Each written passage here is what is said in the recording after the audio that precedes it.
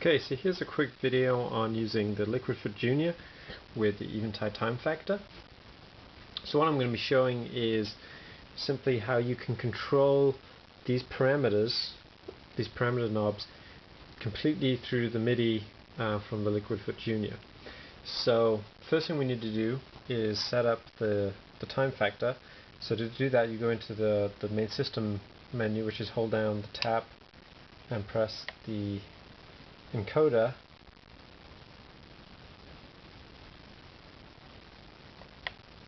Try that.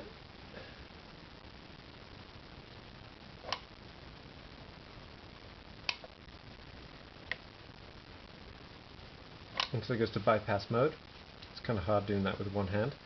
And then you scroll through the menu until you get to MIDI. And then press it. Receive channel, I've set this up to be on 1, and then receive control, so we're going to select that, and then these are the functions, and then these are the CC numbers that they're going to be assigned to. So to bypass this unit, we're going to use CC. And a quick lesson about CCs. So MIDI, you can have like program changes, or you can have continuous controller. Continuous controller consists of two numbers. The first number is the bank. In this case, this 1 represents the bank, and then the second number is a number between 0 and 127 that actually represents a value, and that's kind of the ranges that you have. So in this example, I'm going to go through and set up just something very basic like the mix. So the mix on this unit is going to be knob 1. So we scroll through this, bank up, bank down, tap tempo, repeat, play, step, knob 0. So it goes 0, 1, 2, 3, 4, 5, 6, 7, 8, 9. The encoder is the only knob that on the time factor you can't control via MIDI.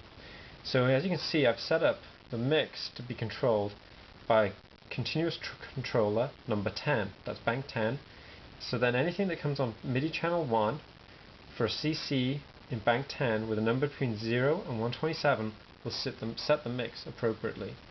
So now we're done with this unit, let's go to Liquidfoot and set that up. So to exit this, hold down these two keys again, and it goes back to the bank. This will be a little hard to see because my Liquidfoot Junior is very bright on the screen, but I'll try and focus it on. So I'm going to go into the menu. I'm going to go to the button mode. Actually, I'll do preset. Let's just do preset. So I go to the sub menu. There's my preset. Edit name. So here we go. I'm going to go now into put this into MIDI channel 1. Scroll to the next value. That's a program change. I'm going to change this to be a CC.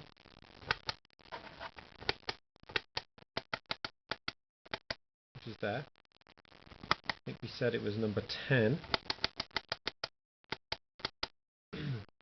Now, if we want to get the numbers right, obviously 127 would give us 100% mix, and 0 would give us 0 mix, and 50 would probably be around about 65, a little less, 64. So let's just go ahead and quickly put the value to be 64, and then we'll do select, and then press the sub menu, go through. Then I'm going to hit menu,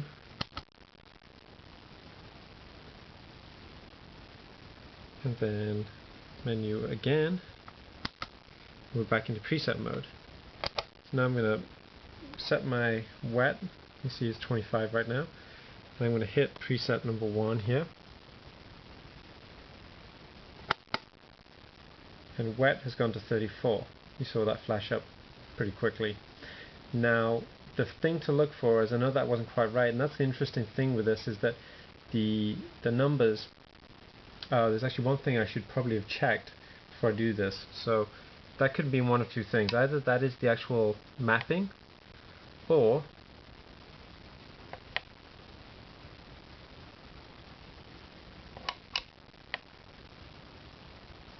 okay, if we go into the receive control, and that was KB0 is on 10. If I go to, it's on C10, and then hit this again, and then learn, let's see what the min value was. So wet is the min value. We hit this again. Wet 100 is the max value, and that's the same for everything. So you can set define the parameter ranges as you want them to be. So in this case, a value of 64 creates 2.